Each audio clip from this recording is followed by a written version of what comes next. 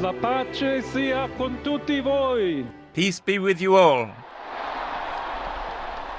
The new Pope's first words to the public, marking a historic moment for Catholics around the world. Of course, as we've said, for the first time, an American is now head of the Catholic Church. The College of Cardinals elected Robert Prevost today after 2 days of voting in the conclave.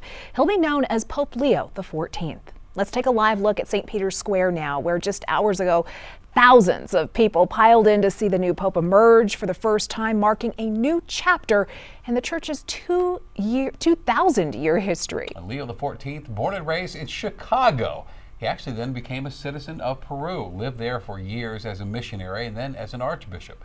Pope Francis brought him into the Vatican just in 2023 to lead the office that oversees bishop appointments, one of the most influential positions in the Catholic Church. Today I spoke with Kyle Turner, director of University Ministry at Regis, about this historic moment.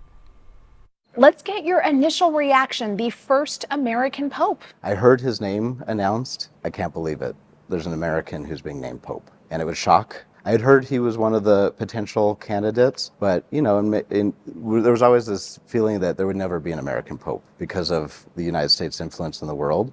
So it was really unique, and I think he brings with him a really unique perspective and experience in his life. The election of an American Pope, it signifies a major shift. No one ever thought that this would happen. What does this signify for the global Catholic Church? And is there a shifting center of influence from being very Eurocentric to maybe being more global? There was a major shift that happened with the election of Pope Francis, a shift from Europe in terms of the first Pope coming from Latin America. And I see that there is a connection there, that there's not a disruption in that stream. It's kind of a continuing of some influence, that there's a more worldly church out there that's not just centered solely in Europe. And I think a lot of Pope Leo's experience in Peru and around the world is informing how he has served as a pastor, as a bishop, as a cardinal, and I am assuming will help to mark how he starts his papacy as the Pope. Let's talk about politics a little bit here. I've taken a look at his Twitter feed. In recent months, he's been a little bit critical of the Trump administration's policies on immigration, has sometimes been critical of J.D. Vance.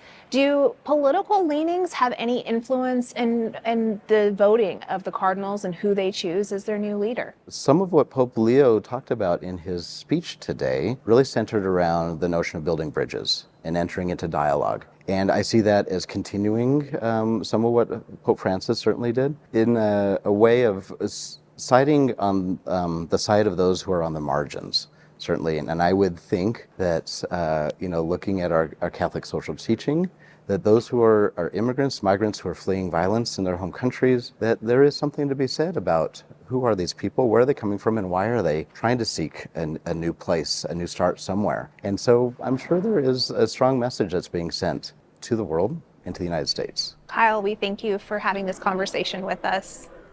Colorado Governor Jared Polis celebrated the news of the new Pope, congratulating the Catholic community in a statement. He said, "It is my hope that the new Pope follows the path of the late Pope Francis of love and kindness for all who walk the earth."